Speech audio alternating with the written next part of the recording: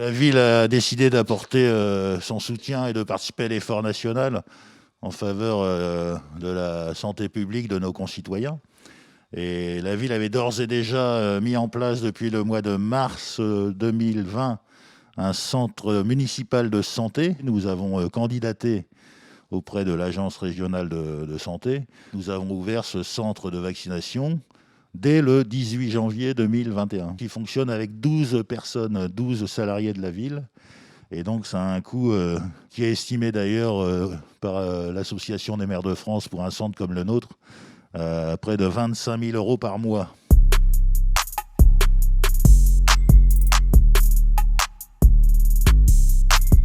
Ce centre, nous voudrions qu'il profite avant tout aux Nogentaises et aux Nogentais.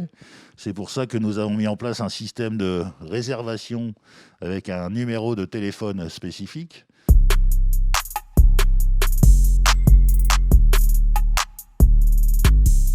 Nous avons 3 lignes de vaccination avec 3 infirmiers, infirmières. Et depuis quelques semaines, nous ouvrons les samedis et dimanches. Nous avons souhaité un dispositif qui ne soit pas un vaccinodrome au sens mauvais du terme, mais qui soit un centre de vaccination à taille humaine, où on puisse accueillir dans de bonnes conditions les personnes qui viennent se faire vacciner.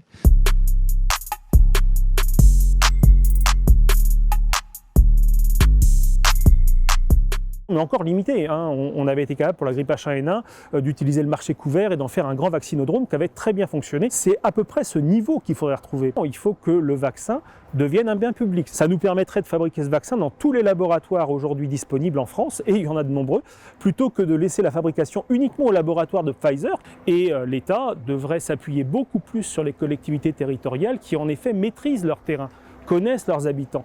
Il faut être capable de rapprocher, de faire de la proximité. La vaccination, c'est l'espoir de sortir enfin de cette crise sanitaire interminable.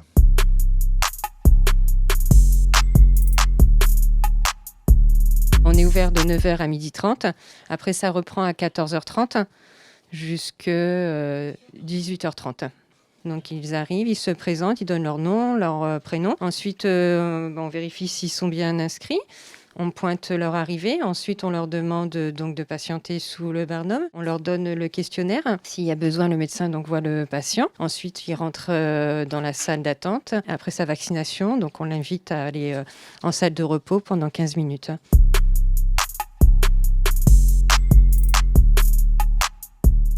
Là, je viens faire mon vaccin pour le Covid-19. C'est pas une petite piqûre qui fait peur.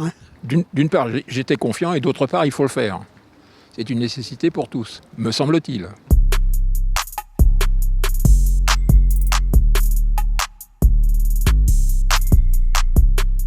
Nous avons eu la bonne surprise de pouvoir vacciner depuis peu de temps contre le Covid-19. Le seul qu'on peut administrer et conserver au frigo, c'est l'AstraZeneca. L'avantage de se faire vacciner en pharmacie, c'est la proximité pour les personnes à mobilité réduite ou qui ne peuvent pas se déplacer loin. Le deuxième avantage est le rôle de conseil, c'est-à-dire que les effets secondaires qui en général sont peu fréquents, peuvent arriver. On est là pour les rassurer avant et après. On fait 10 vaccins par jour, mais pas tous les jours. C'est en fonction du nombre de doses qu'on reçoit aussi. On est très ravis de pouvoir vacciner et espérer qu'on va s'en débarrasser très vite.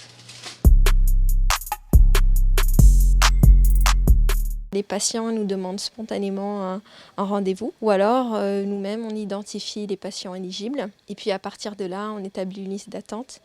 Et donc un planning sur une matinée, une journée. Chaque patient a son rendez-vous, à son heure, et le flacon se conserve sur 2 jours. Donc nous, on essaie de vacciner sur une matinée, de condenser. Comme ça, si jamais il y a des désistements, on peut trouver d'autres personnes éligibles derrière. C'est une chance de pouvoir le faire, donc voilà, ça permettrait de retrouver peut-être une vie normale un peu plus rapidement.